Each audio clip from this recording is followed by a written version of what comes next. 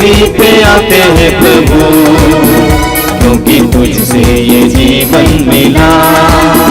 तेरा गुणगान गाते हैं प्रभु, तेरा सानिध्य पावन मिला। तेरी वेदी पे आते हैं प्रभु, क्योंकि तुझसे ये जीवन मिला। तेरा गुणगान गाते हैं प्रभु, तेरा सानिध्य पावन मिला।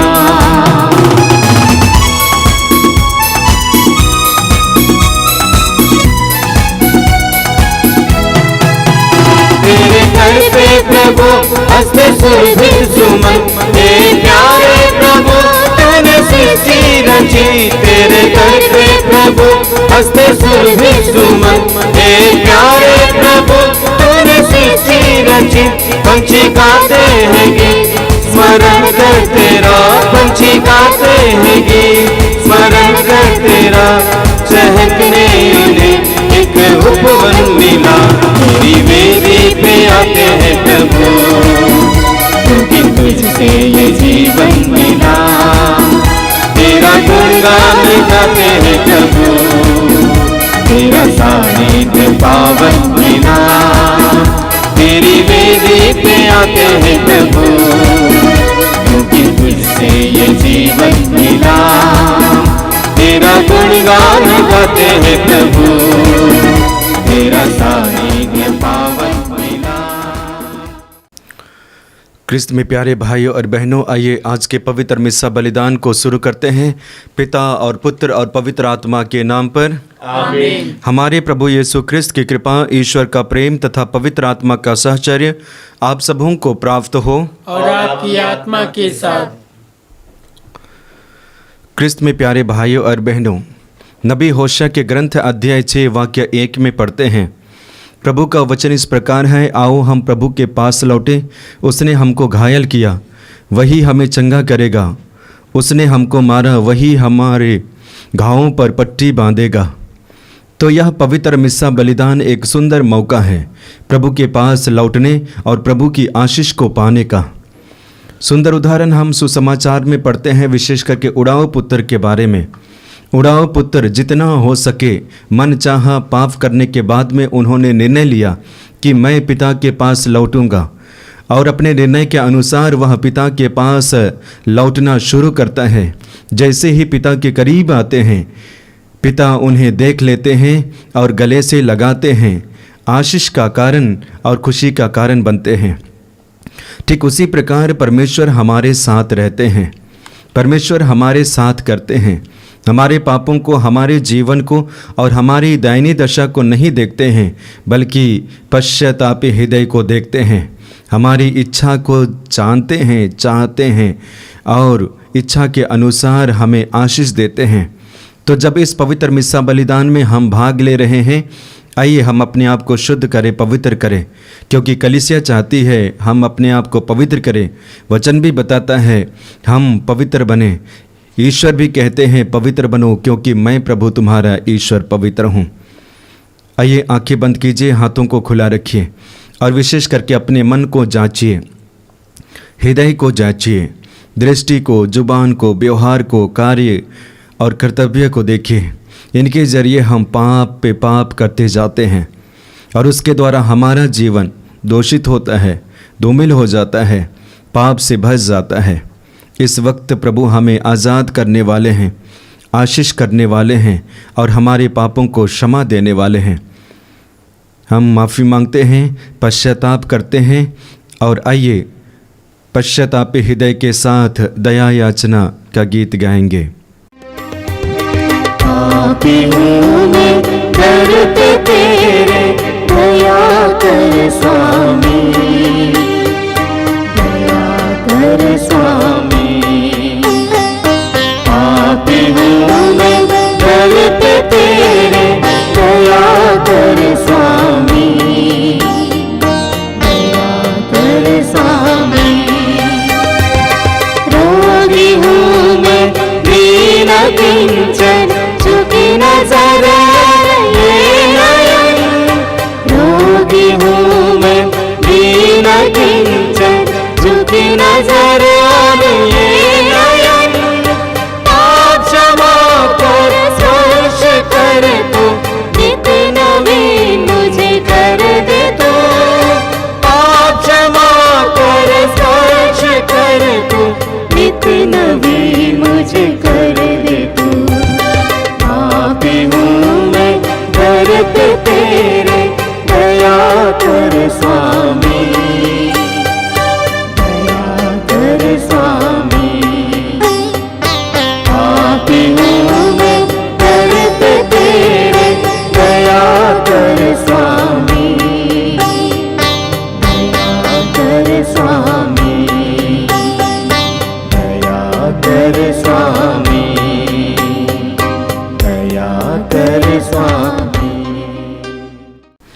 सर्वशक्तिमान ईश्वर हम लोगों पर दया करे और हमारे पाप क्षमा कर हमको अनंत जीवन प्रदान करे।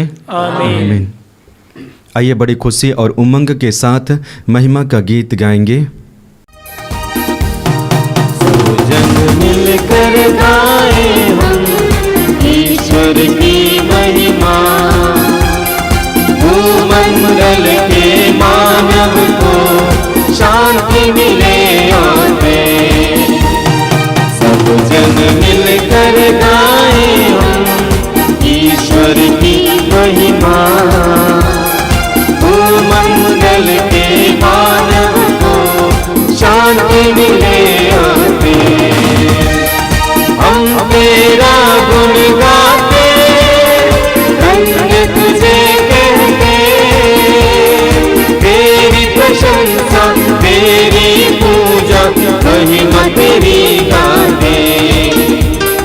सब जन मिलकर गाए हम ईश्वर की महिमा, भूमंडल के मानव को शांति मिले आमेन।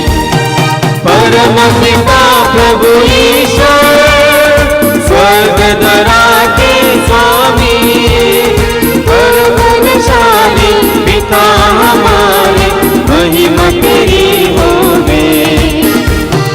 सब जन मिलकर गाए हम ईश्वर की महिमा, भूमंडल के मानव को शांति मिले आमेन। हे प्रभु यीशु मसीहा, सुत परमेश्वर के, पाप जगत के हरने वाले, विनती हमारी सुन।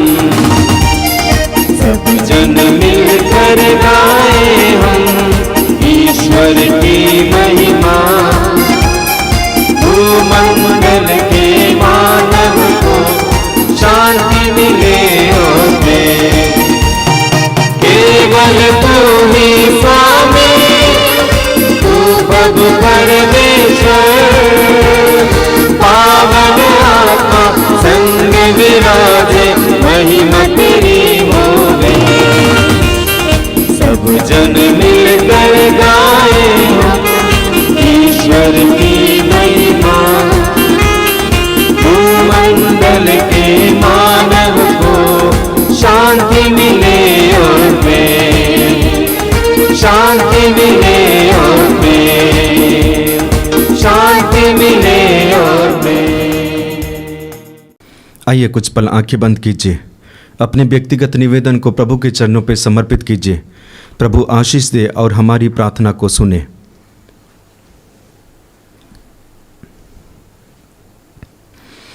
हम प्रार्थना करें। हे सर्वशक्तिमान सदा जीवंत ईश्वर, ऐसी कृपा कर कि हम सदा स्वेच्छा से तेरी आज्ञाओं का पालन करें और सच्चे हृदय से तेरे प्रताप की सेवा करें। हमारे प्रभु तेरे पुत्र यीशु ख्रिस्त के द्वारा, जो तेरे तथा पवित्र आत्मा के संग एक ईश्वर होकर युगान युग जीते रहते और राज्य करते हैं। आमीन।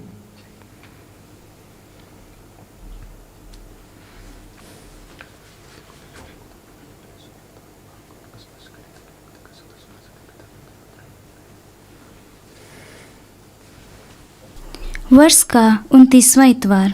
पहला पाठ निर्गमन ग्रंथ अध्याय 17 पद संख्या 8 से 13 तक।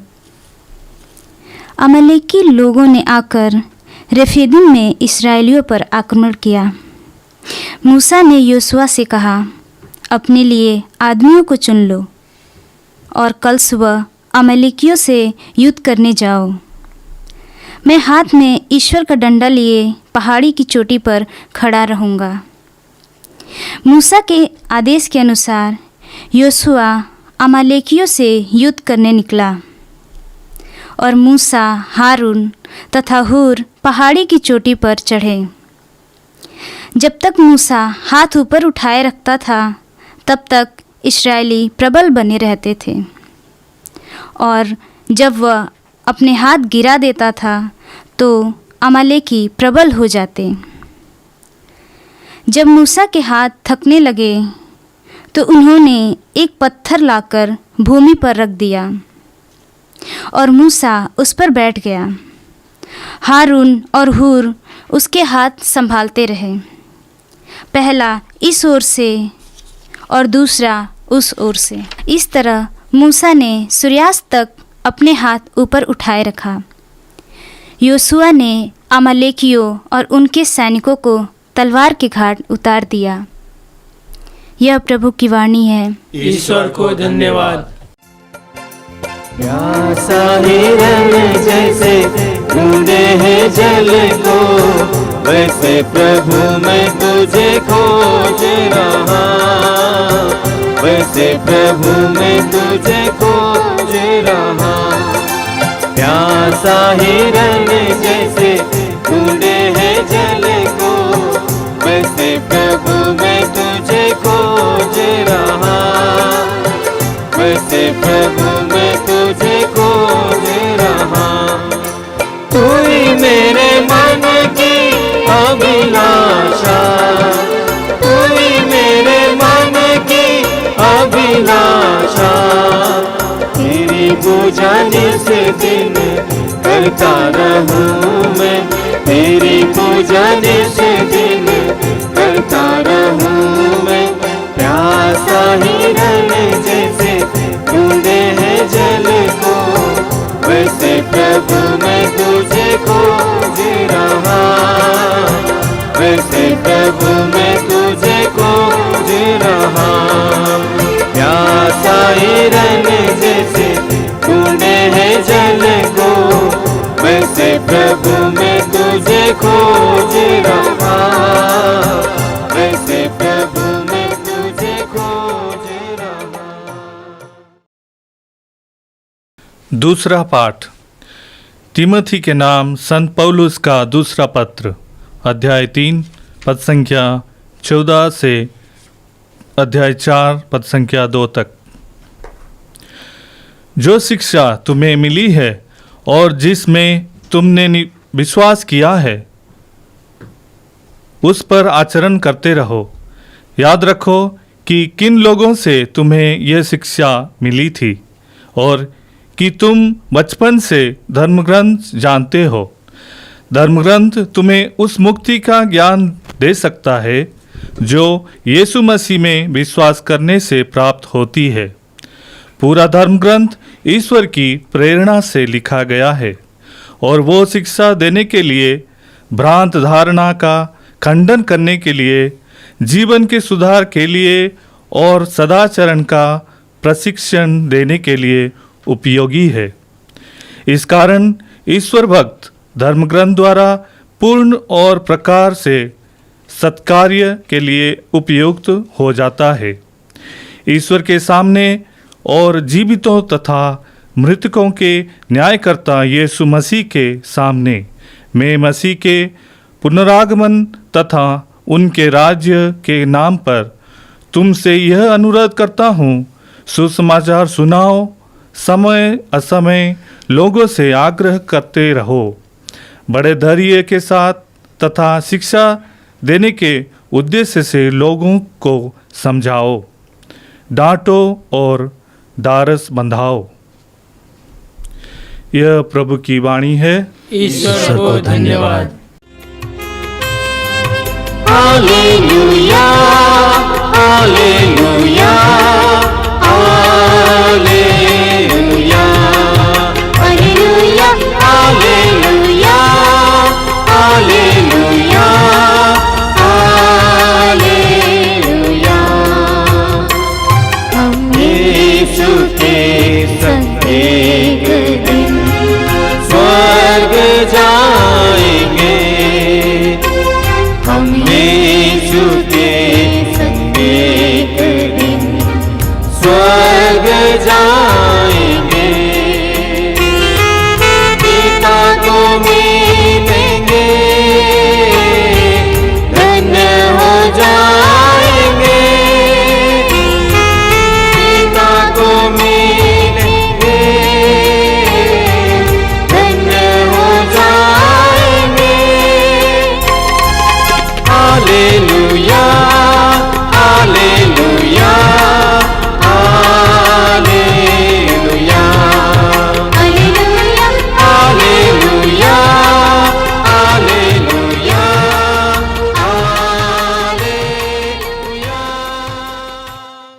प्रभु आप लोगों के साथ हो। और आपकी आत्मा के साथ। संत लूकस के अनुसार आज का पवित्र सुसमाचार। हे प्रभु तेरी महिमा हो। अध्याय 18 वाक्यांश 1 से 8 तक। ईश्वर अपने चुने हुए लोगों के लिए न्याय की व्यवस्था करेगा।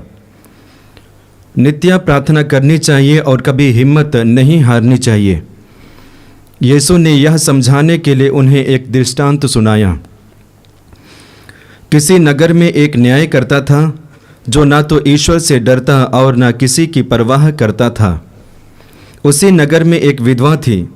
वह उसके पास आकर कहा करती थी, मेरे मुद्दई के विरुद्ध मुझे न्याय दिलाइए। कुछ समय तक वह अस्वीकार करता रहा।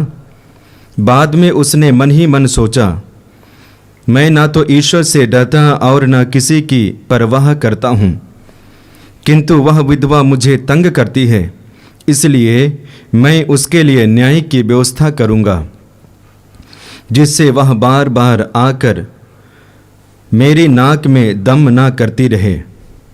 प्रभु ने कहा, सुनते हो कि वह अधर्मी न्यायकर्ता क्या कहता है। क्या ईश्वर अपने चुने हुए लोगों के लिए जो रात दिन उसी की दुहाई देते रहते हैं न्याय की व्यवस्था नहीं करेगा? क्या वह उनके विषय में देर करेगा? मैं तुमसे कहता हूँ, वह शीघ्र ही उनके लिए न्याय करेगा। परंतु जब मानव पुत्र आएगा तो क्या वह पृथ्वी पर विश्वास बचा हुआ पाएगा? यह प्रभु का दिव्य सुसमाचार है। हे क्रिस्त तेरी स्तुति हो।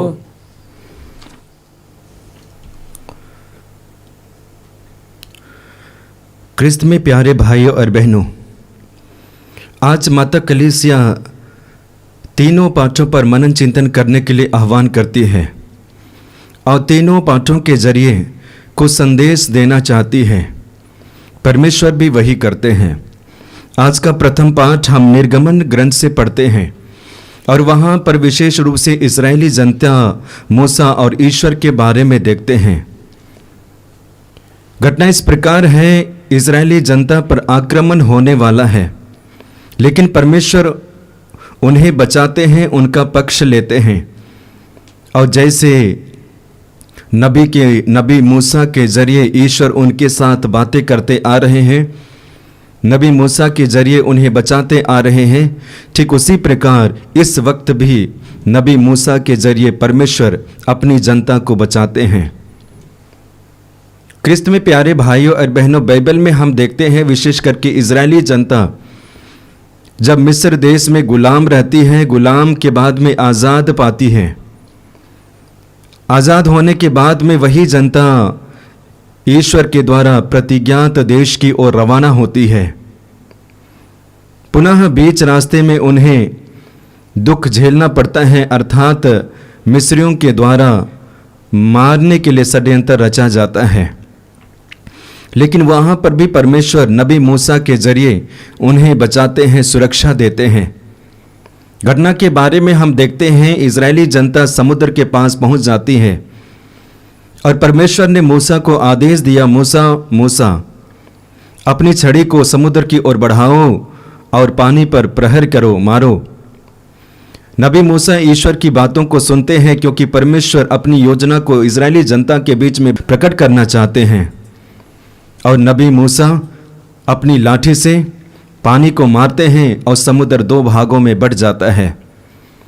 परमेश्वर नबी मूसा के जरिए अपनी जनता को सूखी भूमि पार कराते हैं, लेकिन वहीं उनके ऊपर में युद्ध करने वाले सैनिक जब उनके पीछे पीछे आते हैं और समुद्र के पास पहुंच जाते हैं, समुद्र में प्रवेश करते हैं, इस्राएली जनता को मारने के लिए, हत्या करने के लिए परमेश्वर पुनः मूसा से कहते हैं, अपनी छड़ी से पानी को मारो।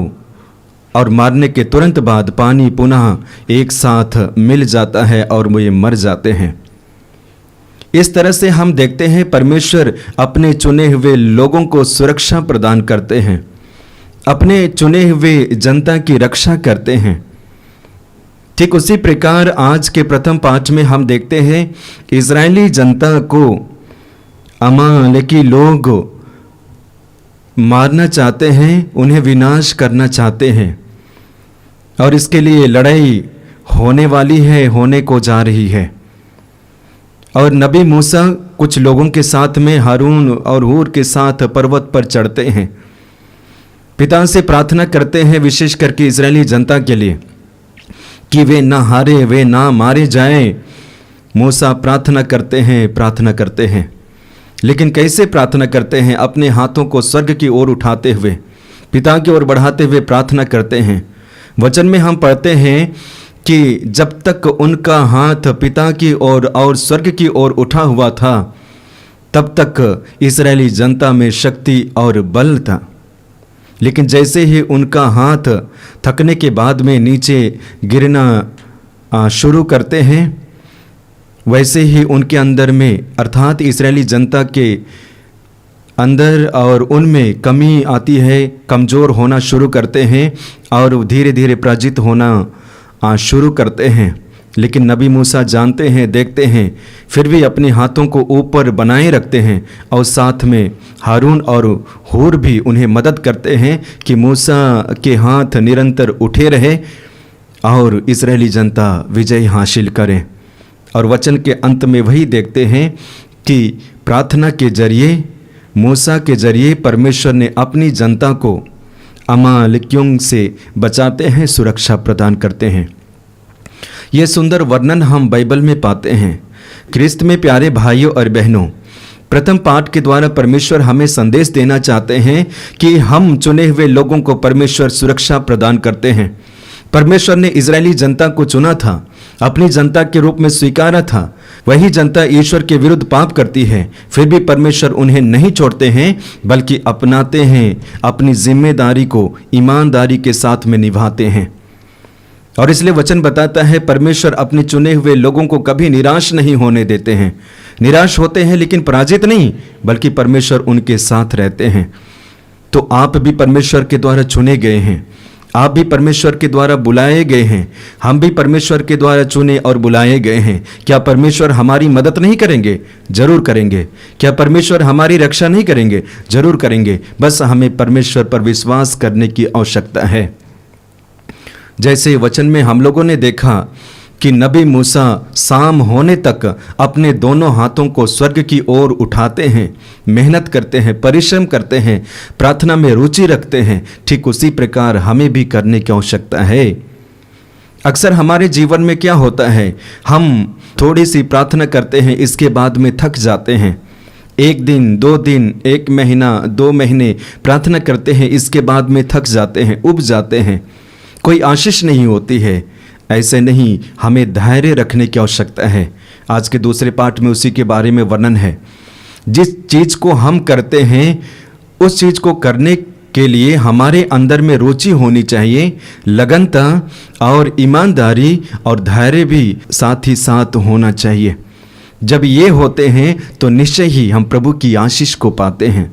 तो आइए प्रथम पाठ के द्वारा संदेश यही ले कि परमेश्वर अपने चुने हुए लोगों को कभी पराजित नहीं होने देते हैं, विनाश नहीं होने देते हैं, हारने नहीं देते हैं, बल्कि हमेशा विजय दिलाते हैं। क्योंकि ईश्वर विजयी है, क्योंकि उनके पुत्र यीशु मसीह विजयी है, और हम भी उन पर विश्वास करते हुए विजयी हो सकते हैं। ख्रिस्त में प्यारे भाइयों और बहनों, जैसे इस्राएली जनता में अलग अलग राष्ट्र के लोग आक्रमण करते थे, ठीक उसी प्रकार हमारे जीवन, व्यक्तिगत जीवन में भी हम आक्रमण किए जाते हैं। शारीरिक रूप से, मानसिक रूप से, आर्थिक रूप से, आध्यात्मिक रूप से आक्रमण किए जाते हैं। हम केंद्र बनाए जाते हैं। लोग हमें तोड़ना चाहते हैं, शैतान भी हमें तोड़ना चाहता है, भटकाना चाहता है, प्रलोभन भी हमें तोड़ना चाहता है, आकर्षक भी हमें गिराना चाहता है। लेकिन हमें याद रखने की आवश्यकता है, मैं प्रभु का सेवक हूँ, मैं प्रभु की सेविका हूँ। मैं प्रभु पर विश्वास करता हूँ, कभी गिरूंगा नहीं, कभी विनाश होऊंगा नहीं। आज के दूसरे पाठ में जब हम प्रवेश करेंगे तो विशेष रूप से संत पौलुस बताना चाहते हैं कि हमें यीशु मसीह पर विश्वास करने की आवश्यकता है। वचन में हम पढ़ते हैं, ईश्वर भक्त पूर्ण और हर प्रकार के सत्य कार्य के लिए उपयुक्त हो जाता है। यानी कि जो प्रभु पर विश्वास करते हैं उनके लिए सब कुछ प्राप्त हो जाता है। और देखिए वचन में प्रभु यीशु मसीह स्वयं बताना चाहते हैं कि तुम्हारा विश्वास ही तुम्हें आज़ाद किया, स्वतंत्र किया, और आपने विश्वास के कारण ही चंगाई पाए हैं। आप विश्वास के कारण ही चंगाई प्राप्त किए हैं। इस तरह से प्रभु यीशु मसीह विश्वास को बढ़ावा देते हैं, लेकिन उसी विश्वास को बढ़ाने के लिए हमें धैर्य रखने की आवश्यकता है। और पाठ के मध्यम भाग में हम लोगों ने देखा धैर्य के बारे में वर्णन है। जो कुछ भी हम करते हैं, विशेष करके ईश्वर के राज्य की स्थापना के लिए, सुसमाचार की घोषणा करते हैं, उस कार्य को करने के लिए हमें धैर्य रखने की आवश्यकता है, विश्वास में बढ़ने की आवश्यकता है। वचन में हम पढ़ते हैं उसे करने के लिए यदि दुख भी झेलना पड़ेगा झेलें, कष्ट भी उठाना पड़ेगा उठाएं, लोगों को गाली देना भी पड़ेगा दें, लोगों को समझाना भी पड़ेगा समझाएं, लेकिन उसके लिए हमें धैर्य होने की आवश्यकता है, धैर्य रखने की आवश्यकता है। और धैर्य के द्वारा ही हमारा विश्वास मजबूत होता है, पक्का होता है। क्रिस्त में प्यारे भाइयों और बहनों, आज के सुसमाचार में हम विशेष करके देखेंगे प्रभु यीशु मसीह शिष्यों को प्रार्थना करने के लिए सिखाते हैं। और वचन में इस प्रकार कहते हैं, नित्य प्रार्थना करनी चाहिए और कभी हिम्मत नहीं हारनी चाहिए। नित्य प्रार्थना करनी चाहिए और कभी हिम्मत नहीं हारनी चाहिए।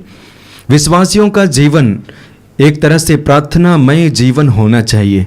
विश्वासियों का जीवन प्रार्थना से घिरा हुआ होना चाहिए।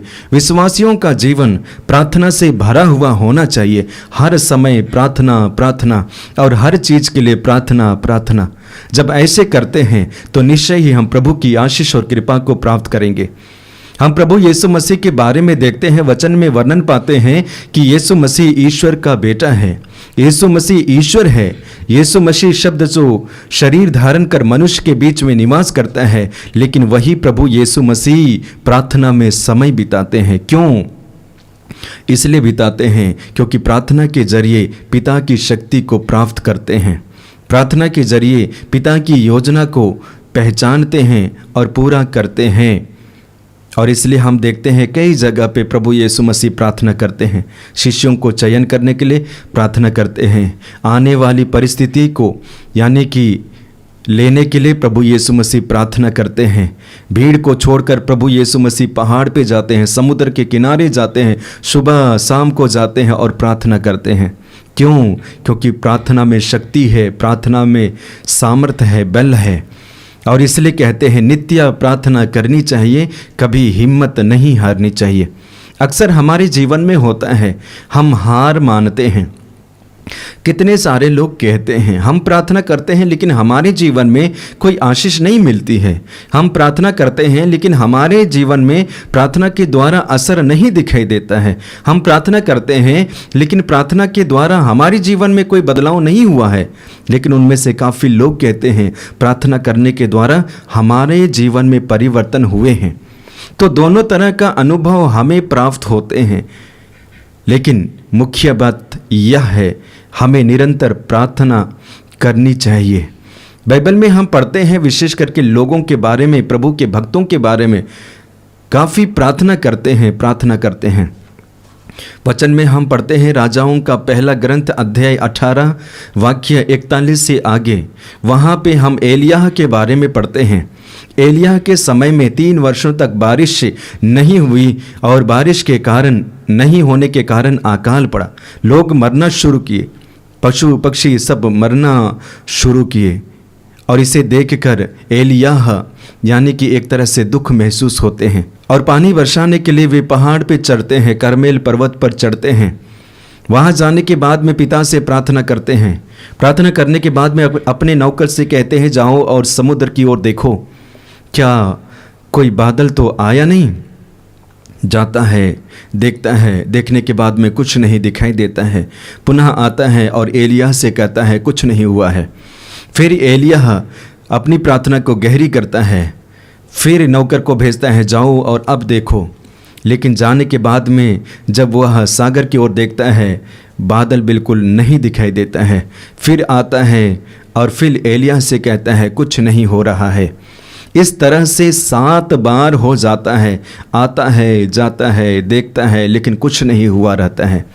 लेकिन जब 7वीं बार एलिय्याह की प्रार्थना इतनी गहरी हुई और इसके बाद में 7वीं बार जब अपने नौकर को भेजता है, जाओ और देखो। जाने के बाद में उन्होंने देखा कि सागर के ऊपर में एक छोटा सा बादल। उसे देखकर बड़ी खुशी के साथ में एलिय्याह के पास नौकर आता है और कहता है, देखो एक छोटा सा बादल है। एलिय्याह ने विश्वास किया, अब भारी बारिश होने वाली है। और ऐसा ही होता है, यानी कि उन्होंने विश्वास किया, चिन्ह को देखा, विश्वास किया और भारी बारिश को भी देखा। ठीक इसी प्रकार ख्रिस्त में प्यारे भाइयों और बहनों, एलिय्याह ने काफ़ी मेहनत की, परिश्रम किया और इसलिए 7 बार तक उन्हें भेजना पड़ा। तब तक के लिए उनका विश्वास गहरा हो चुका था। उन्होंने कभी हिम्मत नहीं हारा, हार नहीं मानी, धैर्य को नहीं तोड़ा, विश्वास को नहीं तोड़ा, बल्कि असफलता के द्वारा उन्होंने अपना विश्वास को गहरा करते गया और अंत में परमेश्वर ने आशीष देते हैं। ठीक आशीष दिया। ठीक उसी प्रकार आज के सुसमाचार में इसी बात को समझाने के लिए एक दृष्टांत सुनाते हैं। दृष्टांत में हम क्या पाते हैं? किसी नगर में एक न्यायकर्ता था जो ना तो ईश्वर से डरता था और ना किसी की परवाह करता था। और उसी नगर में एक विधवा थी। वह उनके पास आकर कहा करती थी, मुझे मेरे मुद्दई के विरुद्ध न्याय दिलाइए, मुद्दई के विरुद्ध न्याय दिलाइए। बार बार परेशान करती रहती थी और वे भी परेशान होते थे। अंत में इतने परेशान हो गए और उन्होंने सोचने लगा कि मैं ईश्वर से नहीं डरता और न किसी की परवाह करता हूँ, किंतु वह विधवा मुझे तंग करती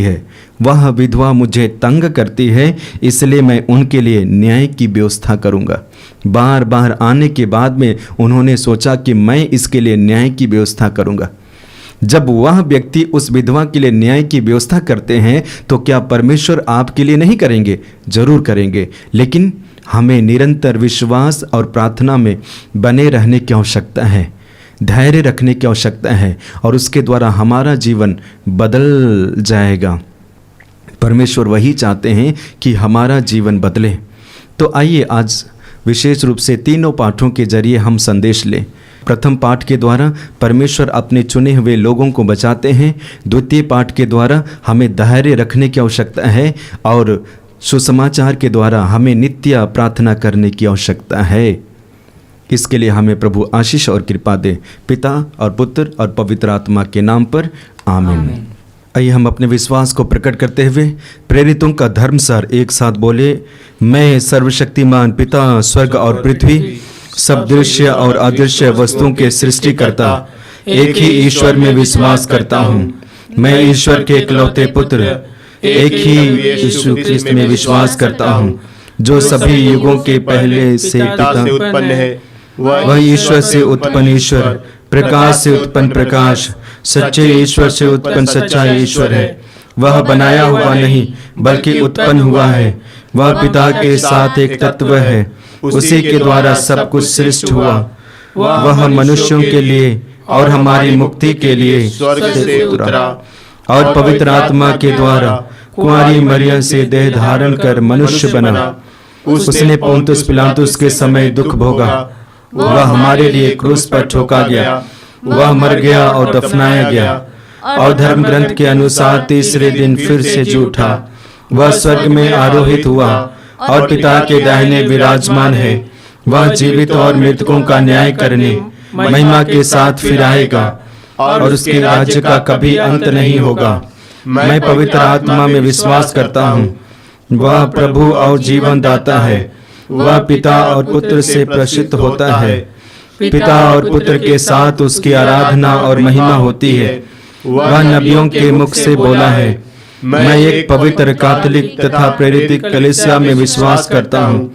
मैं पापों की क्षमा के लिए एक ही बपतिस्मा स्वीकार करता हूँ और मृतकों के पुनरुत्थान तथा अनंत जीवन की बाट जोहता हूँ। आमीन। प्रिय भाइयों और बहनों, ईश्वर ने हमें इस वेदी के सम्मुख एकत्र किया है। आइए हम उसके सभी कृपा दानों के लिए उसे धन्यवाद दें और कलीसिया की आवश्यकताओं के लिए प्रार्थना करें। आपका अनुवाक्य होगा, हे पिता हमारी प्रार्थना सुन। हे पिता हमारी प्रार्थना सुन। हे पिता ईश्वर, हम आज संत पापा, सभी पुरोहित और धर्म भाई बहन के लिए प्रार्थना करते हैं कि उन पर आपकी विशेष आशीष और कृपा बनी रहे। हे प्यारे यीशु, तू उनके दुख, तकलीफ़, शारीरिक और मानसिक पीड़ा में सहारा बन, उन्हें एक पवित्र जीवन जीने में मदद कर। इसके लिए हम प्रार्थना करें। हे पिता हमारी प्रार्थना सुन। हे चंगाई प्रदान करने वाले प्रभु यीशु, आज हम सभी बीमार पीड़ित लोगों के लिए प्रार्थना करते हैं, विशेषकर जो गंभीर बीमारी जैसे कैंसर, एड्स आदि से ग्रस्त हैं। उन परिवारों के लिए प्रार्थना करते हैं जो शैतानी जाल में फंसे हैं। हे प्रेमी यीशु, तू उन्हें अपने पावन हाथ से छूकर चंगाई प्रदान कर। इसके लिए हम प्रार्थना करें। हे पिता हमारी प्रार्थना सुन। हे पिता ईश्वर, आज हम सभी टूटे और बिखरे परिवारों के लिए प्रार्थना करते हुए उन पर आपकी विशेष आशीष और कृपा मांगते हैं। हे यीशु, सत्य, जीवन और मार्ग तू है।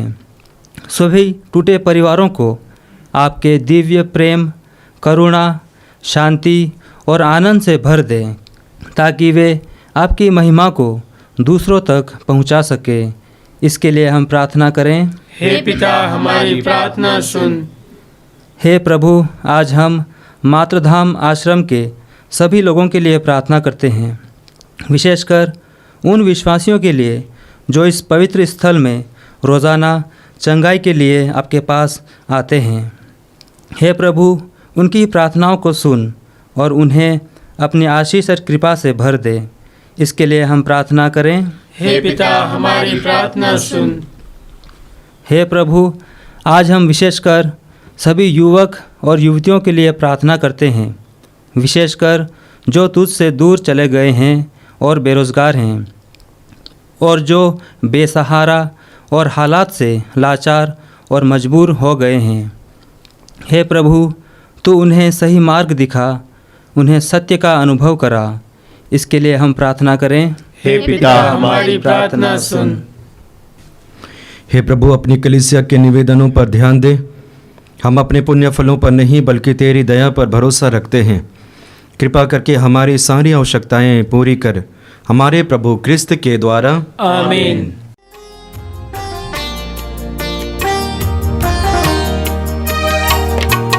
आए हैं तेरी शरण में, आए हैं तेरे लिए हम, सब कुछ हमारा प्रभु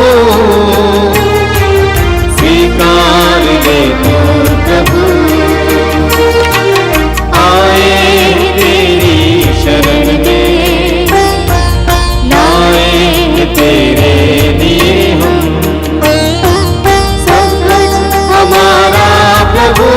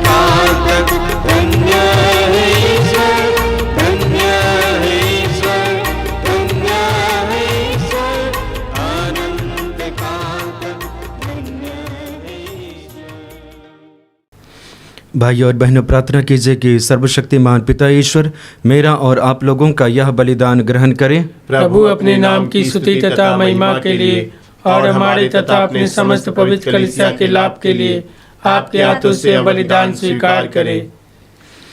हे प्रभु, यह वर दे कि हम तेरे उपहारों का सदुपयोग करें और इस संस्कार की पवित्र कार्य कृपा द्वारा विशुद्ध हो जाएं। हम यह प्रार्थना करते हैं अपने प्रभु क्रिस्त के द्वारा, आमीन।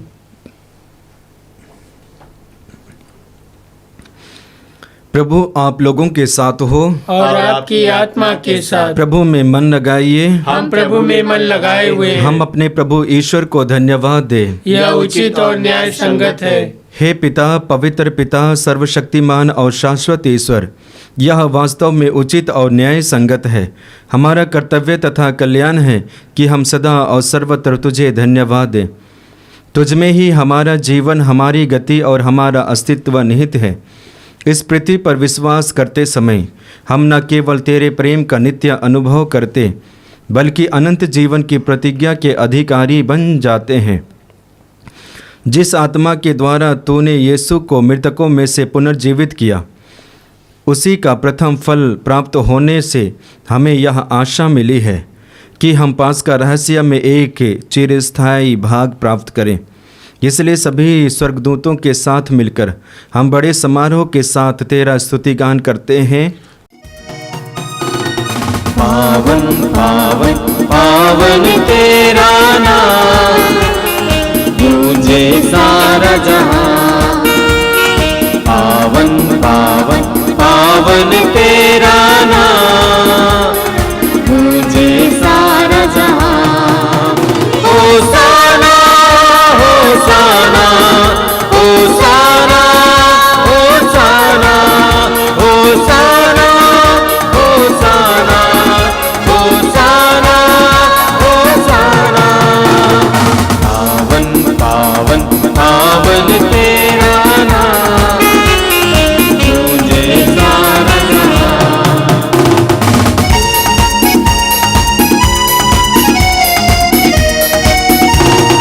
तेरी महिमा गरिमा से पूजित है सर्वोच्च गगन। परमेश्वर की जय जयकार, जय जयकार, जय जयकार। होसाना होसाना होसाना होसाना होसाना होसाना होसाना होसाना। पावन पावन पावन तेरा नाम, तुझे सारा जहां।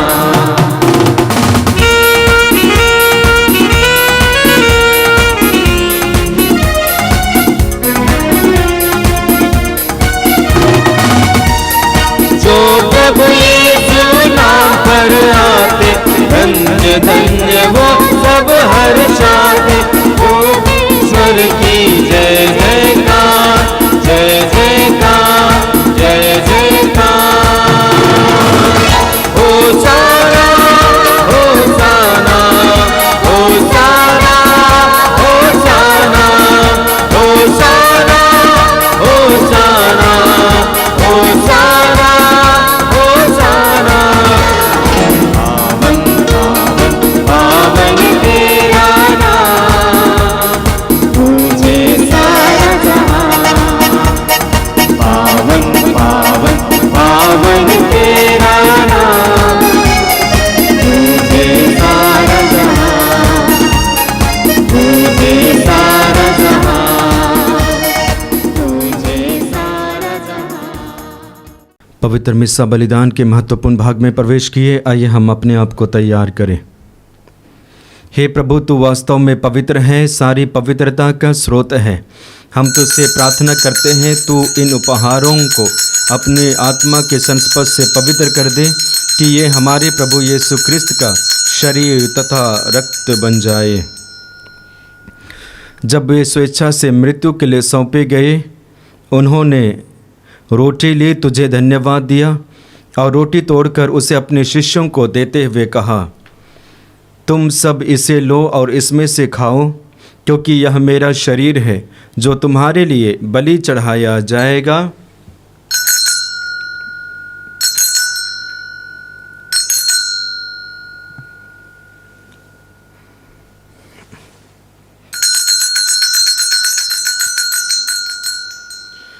इसी भांति भोजन के बाद उन्होंने कटोरा लिया, तुझे धन्यवाद दिया और उसे अपने शिष्यों को देते हुए कहा, तुम सब इसे लो और इसमें से पियो, क्योंकि यह मेरे रक्त का कटोरा है, नवीन और अनंत व्यवस्थान का रक्त, जो तुम्हारे और बहुतों के पापों की क्षमा के लिए बहाया जाएगा।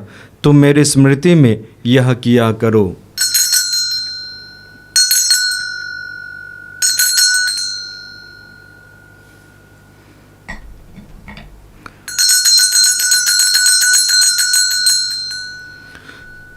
विश्वास का रहस्य। हे विश्व के उद्धारकर्ता, हमारा उद्धार कर। तूने अपने क्रूस तथा पुनरुत्थान द्वारा हमें मुक्त किया है। इसलिए हे प्रभु, हम ख्रिस्त की मृत्यु और पुनरुत्थान की स्मृति में तुझे जीवन की रोटी और मुक्ति का कटोरा चढ़ाते हैं। हम तुझे धन्यवाद देते हैं कि तूने हमें अपने सम्मुख उपस्थित होने और अपनी सेवा करने का सौभाग्य प्रदान किया है। हमारा नम्र निवेदन है कि हम सब ख्रिस्त का शरीर और रक्त ग्रहण करके पवित्र आत्मा के द्वारा एकता के सूत्र में बंधे रहें। प्रभु और हमारे संत पिता फ्रांसिस, हमारे धर्माध्यक्ष यूजिन जोसेफ और सभी याजकों के साथ विश्व भर में फैली अपनी कलीसिया की सुधि ले तथा इसे प्रेम में सिद्ध बना दे।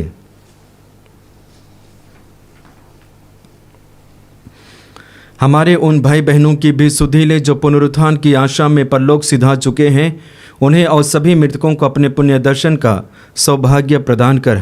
हम सब पर दया दृष्टि डाल कि हम भी अनंत जीवन के सहभागी बने और ईश्वर की माता धन्य कुंवारी मरियम, उनके व धन्य योसेफ, धन्य प्रेरितों तथा सब संतों के साथ जो युग युग में तेरे प्रति विश्वस्त बने रहें, तेरे स्तुति और महिमा कर सके, तेरे पुत्र यीशु ख्रिस्त के द्वारा। आइए हम त्रिएक ईश्वर का गुणगान एक साथ करें। इन्हीं प्रभु ख्रिस्त के द्वारा, इन्हीं के साथ और इन्हीं में, हे सर्वशक्तिमान पिता ईश्वर, पवित्र आत्मा के साथ सारा गौरव तथा सम्मान युगानुयुग तेरा ही है। आमीन आमीन आमीन।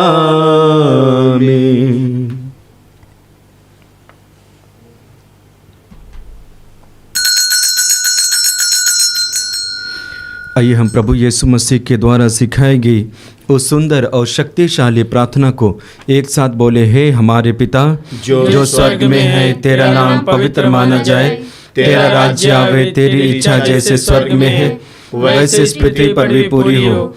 हमारा प्रतिदिन का आहार आज हमें दे और हमारे अपराध हमें क्षमा कर, जैसे हम भी अपने अपराधियों को क्षमा करते हैं, और हमें परीक्षा में ना डाल परंतु बुराई से बचा। आमीन।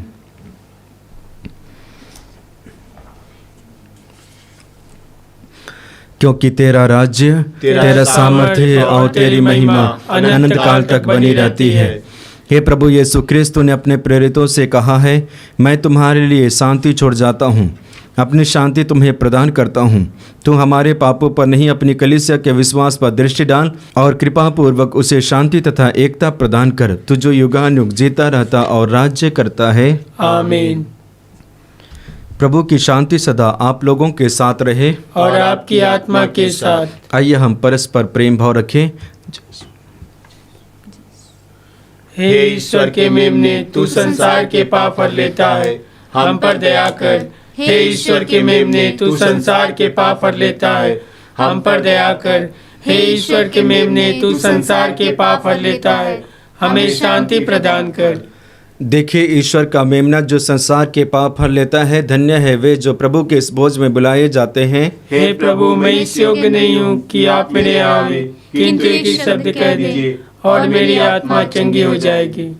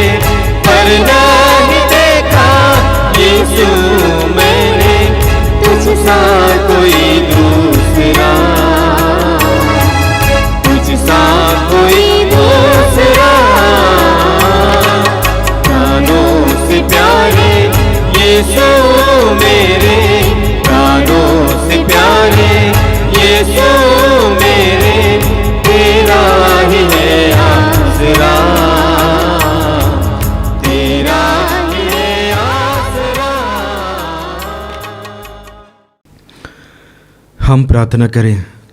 हे प्रभु, स्वर्गिक वस्तुओं के सहभाग द्वारा हमें मुक्ति लाभ मिला है। ऐसी कृपा कर कि हम श्रेष्ठ वस्तुओं का सदुपयोग करें और अनंत वस्तुओं के ज्ञान तथा प्रेम में बढ़ते जाएं। हम यह प्रार्थना करते हैं अपने प्रभु क्रिस्त के द्वारा, आमीन। प्रभु आप लोगों के साथ हो और आपकी आत्मा के साथ। सर्वशक्तिमान ईश्वर पिता और पुत्र और पवित्र आत्मा आप सबों को आशीर्वाद प्रदान करें, आमीन। आप लोग भी डाले क्रिस्त की ज्योति जलाए। ईश्वर को धन्यवाद।